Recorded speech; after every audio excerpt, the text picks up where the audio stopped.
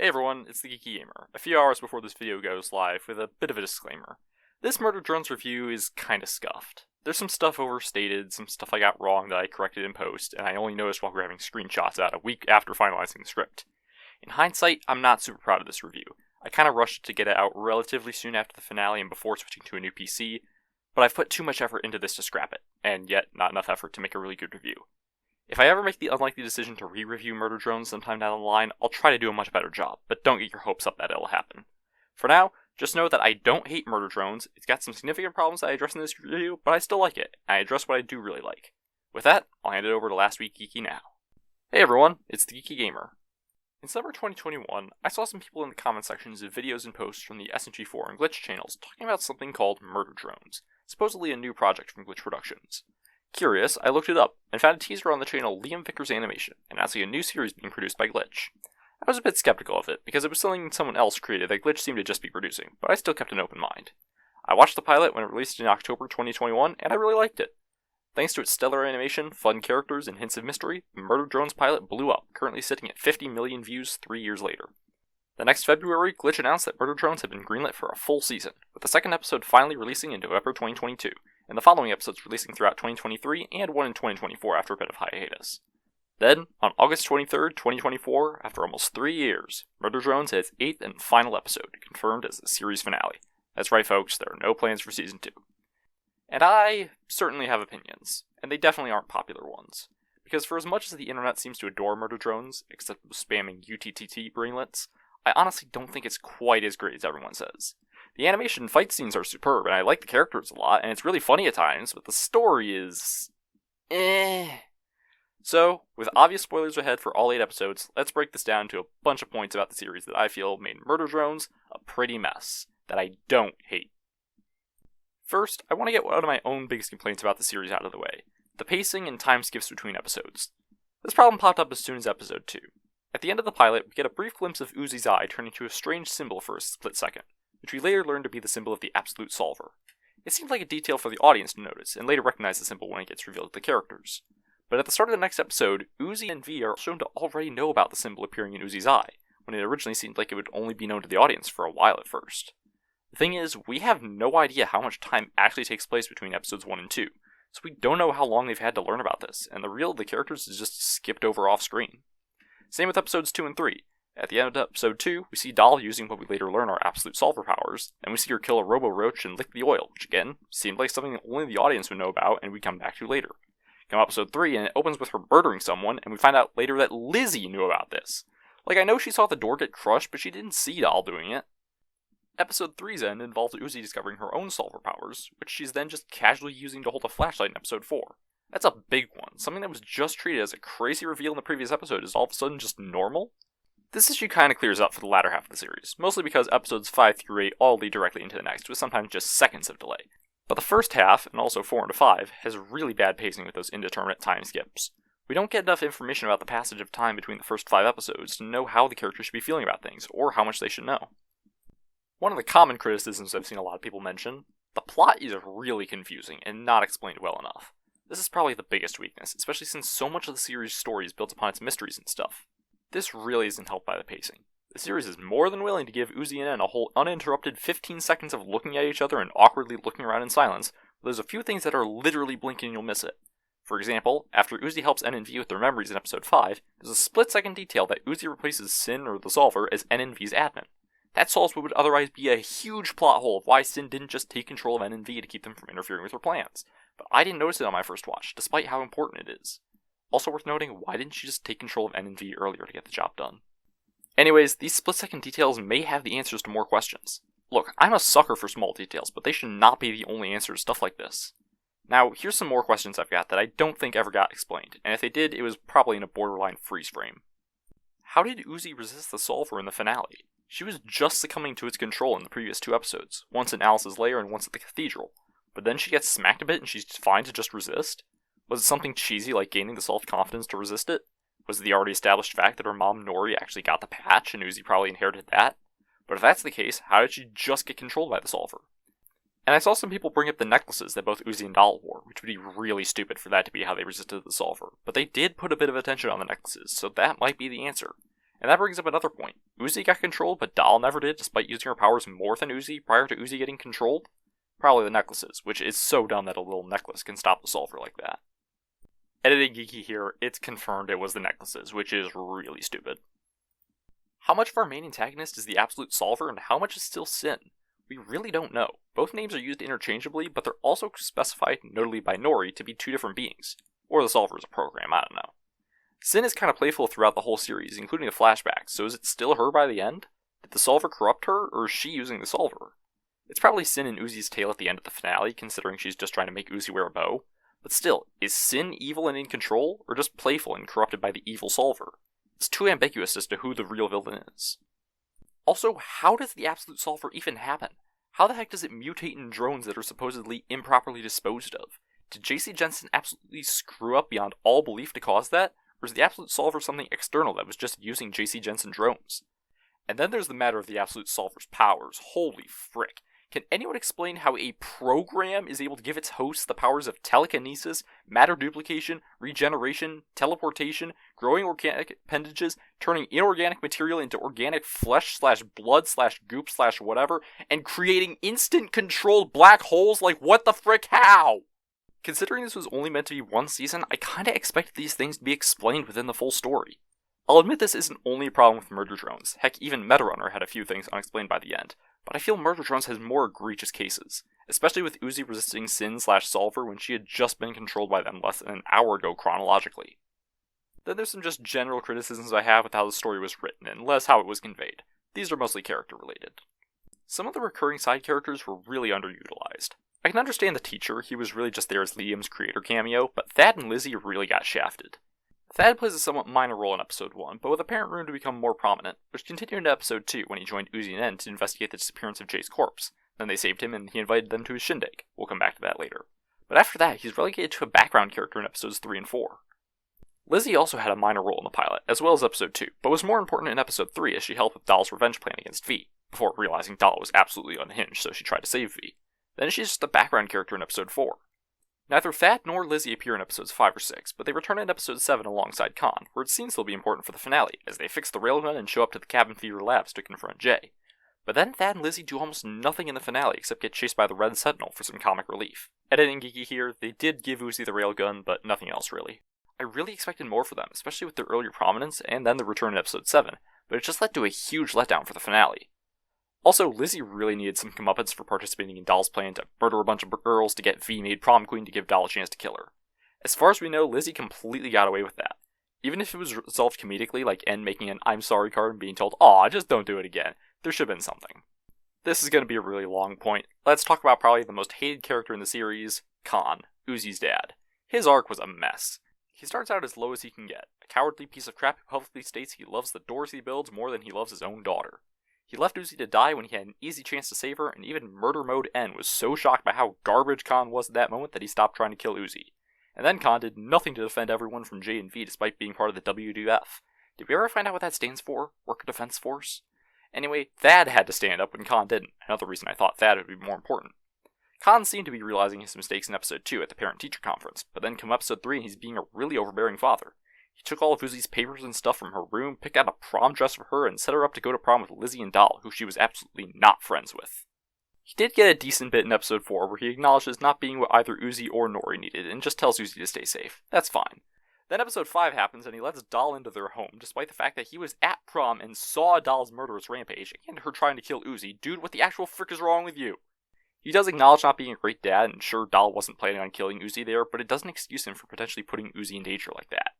No appearance in episode 6, then he returns in episode 7 along with Thad and Lizzy, and they're fixing Uzi's railgun, and they go to face Jay. Great, right? Yeah, sure, he's not as much of a coward anymore, but from what he said, I think he still doesn't trust NV. Look, I'm sorry, but they'd been holding off on the murder for a while now, and helping his daughter. He should put some more faith in them. He does help during the finale by closing a door, so congrats for helping out for once. You still suck, Khan. The thing is, I'd be more willing to forgive Khan's arc if it just stuck with one tone, or maybe transitioned from one to another, but it kinda keeps flipping between comically bad dad, maybe trying to improve, and seriously bad father who seems to want the best for his daughter, but he's too self-centered and doesn't understand his daughter. Episode 1 starts out comedic, but goes serious when he leaves Uzi to die. Episode 2 starts comedic when he goes to the parent-teacher conference and insists that he's a good parent, despite the obvious evidence, then gets serious again after Uzi's running with the JC Solver hologram monster. Episode 3 tries to be both serious with him trying to keep Uzi away from the weird stuff Nori was looking into, then comedic with the prom stuff. Episode 4 is serious when he acknowledges not being what Uzi or Nori needed and tells Uzi to stay safe. Then in episode 5, he's comically bad again when he lets Doll in and jokes about being a bad dad. Then his appearances in episodes 7 and 8 are more comedic. The story just needed to pick a lane here, and also not keep backtracking his small improvements. If they did that, maybe I'd actually be rooting for Khan by the end, but his one moment of awesome with the door in the finale is overshadowed by how little he improved. Which again, his lack of improvement would be fine if his arc was purely comedic, but they tried to make it serious as well, which made me expect significant development. You can make a show that's both comedic and serious, and you can make an arc that's both comedic and serious, but it takes good balance in knowing when to use comedy and drama. Khan's arc tried to do both, and I feel it failed at both. I've talked about this one character more than anything else in this video, so let's move on. Alice and Beau in episode 6 were just kind of randomly there. Granted, they lead to one of the funniest bits, especially out of context. Shoot the baby immediately, or that's not soon enough!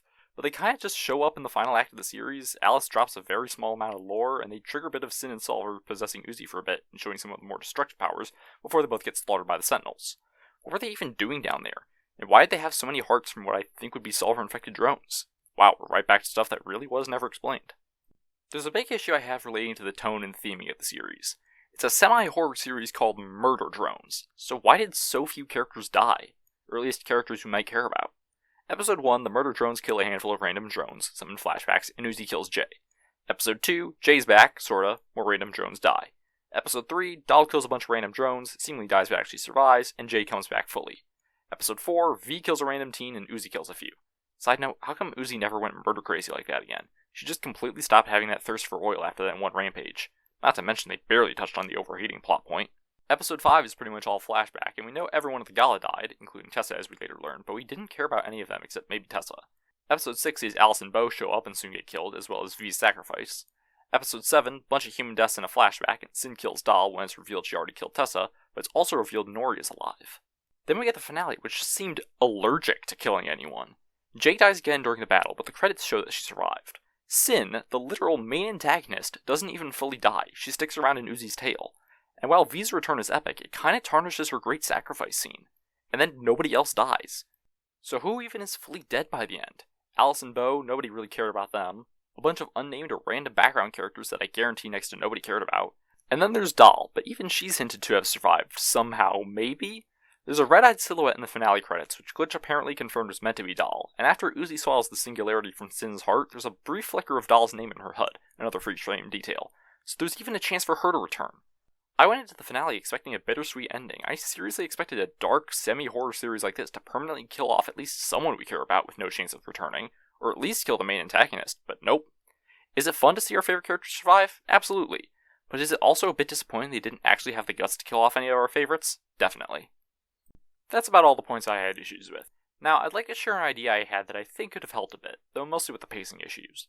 I felt like the series could have used another 2 episodes to improve the pacing.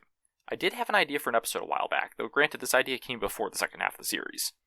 In between episode 2 and the prom episode, I was thinking they should have done an episode based around the shindig that Thad invited Uzi Nen to as thanks for saving him from the Jason Solver hologram monster. A teen house party could be a fun setting for an episode. I figured it could be a good time for Uzi and N to reconcile after Uzi was kinda scared by N once they saw the horrors of what Jay became. They could also have some fun interactions between Uzi and her classmates, probably with nobody else wanting her at the party, but Thad sticking up for her because Thad is a Chad, the good kind though. Maybe also have Ed befriending the other teens once they see he's not a crazy murderer anymore. V would probably end up as the episode's antagonist, as her chains had been cut in episode 2 and she hadn't quite started chilling out on the murder yet. It could also be a chance to hint more at Doll's revenge plan and get her and Lizzy to talk to V, because their sort of team up came out of nowhere in the real episode 3. I don't know, these were just ideas that have been rattling around in my head for over a year. I'm not really an expert writer despite all the fanfiction I've written. I know you may not read it yet, but I feel a bit better criticizing the series so much if I can provide at least some way I'd try to improve it. Now, after all this criticism, all these things I didn't like, do I even like the series? As a matter of fact, yes. I can still like something even if I think it's flawed, because even flawed media can still have things to like about it, and Murder Drones does have a lot to like. Something story-related to praise, the TessCyn twist was really well done. Tessa seemed to be on Copper 9 to stop the Solver, even revealing just how much it had done by showing the destroyed Earth. Also keep in mind that at this point, we still thought the disassembly drones were sent by JC Jensen, them being Sin's minions wasn't revealed until episode 7. As episodes 6 and 7 go on, Tessa seems to want to take the nuclear option on anyone infected by the Absolute Solver, that being just Uzi and Doll at that point, and it seems she's just trying to stop the Solver from causing any more destruction. which would explain why she goes to kill Doll rather than letting her get the patch, taking no chances. Of course, when we find out she was Cyn the whole time, it looks more like she was actually trying to get rid of any potential roadblocks, not wanting Uzi or Doll to use the solver powers against her. And then, after that reveal, you can look back through episodes 6 and 7 for all sorts of hints at Tessa actually being Cyn. Not being able to access the security system, which only humans can access, seems like the system's just malfunctioning. Same with the Sentinels attacking her when they're only supposed to attack drones. But you have to wonder if they were working perfectly fine and knew she wasn't a real human. Then there's her shielding her eyes from the Sentinels' boot loop flashes when they wouldn't affect a real human, her taking the glove off out of frame and the human hand coming from out of frame, and even the visual of N's eyes reflected in her visor, making it look like there's a drone behind it. While there's only 2 episodes building up the twist, it's honestly really well done in such a short time, and the reveal is delightfully horrifying. Some of the characters are really fun. Uzi is a parodic edgelord trying to be edgy and cool and angsty, even when it's clear that she's genuinely scared at times, and seeing her actually warm up to others is great. N is the best boy, hands down. Despite his past as a mass murderer, he was just following orders and just wants to be friends with people and not disappoint anyone. V is just a murderous psychopath at first, but she slowly gets the murder and starts warming up to the others, although she stays a bit moody, which is fun. And opposing our fun, good murder trio, as I like to call them, we have Cyn. She's horrifying and unsettling, but also absolutely hilarious at times, and she seems to just be having the time of her life with all the murder and chaos and destruction. They're kind of the main ones I wanted to highlight, everyone else is a bit one note. The horror elements are mostly unsettling stuff and creepy nightmare-fuel moments, which is great to see, and I like it even without being much of a horror guy. They absolutely could have resorted to cheap jump scares, but that would be so incredibly lame. I'm glad they made horror that unnerves you instead of just making you jump once. It's also balanced fairly well with some genuinely really funny moments, like the aforementioned shoot the baby immediately bit. On to the production side of things rather than the story and writing, this is where Murder Drones really shines. The animation is already really good at the start, but over the course of 3 years, they continuously improved, eventually making their way to the godly animation of the final battle. The fight choreography and action are great throughout, only getting better as it goes along, and the visuals are fantastic. The voice actors did a great job. I especially want to praise Elsie Lovelock and Michael Kovac as Uzi and N. They both brought a lot of fun and some great emotional moments to their characters. But also, Alana Fitzgerald absolutely killed it as Cyn, making her sound so playful and unhinged. The cherry on top is her consistently, mostly monotone robotic voice. It reminds me a lot of Ellen McLean as GLaDOS and was really impressive. And lastly, as with a lot of Glitch's stuff, the soundtrack was great thanks to AJ DeSpirito.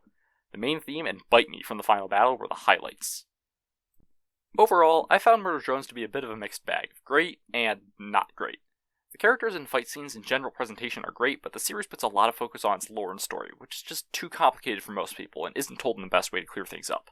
I don't hate it, there's a lot I do like about it, and maybe someday I'll rewatch and notice things I didn't before, or realize some things were less complicated than I thought. I'll admit, I did go into my pre-finale rewatch and the finale already thinking about a few of my criticisms, so I may have been biased against the series at that point. I still think Murder Drones is a really good series, but I don't think it's quite as great as Metarunner, although that's a high bar to clear, and I'm still trying to figure out where it ranks compared to Sunset Paradise, which I haven't watched since it ended 3 years ago before Murder Drones even started. But even with my criticisms, I genuinely did enjoy Murder Drones. It was something new that I wasn't sure if I'd like, but I did, and I am a bit sad to see it go. Glitch has mentioned that they want to do more with the characters, or at least Uzi and N in the future, most likely for Glitch in, and I'd be down to see them again. Murder Drones may not have been the best series, but it was still a fun time. Of course, that's just my opinion, and if you feel differently, then bite me! Just kidding. If you think the series is perfect, all power to you. I just feel like it could have been significantly better than it is, but I still like it. I think I'll just leave it at that. If you like this review and want more of my opinions and more content on Glitch Productions projects, as well as whatever else I want to make, go ahead and like and subscribe, and maybe check out my other socials. Apparently more people do that if you actually ask them to, I don't know. I'm the Geeky Gamer, see ya!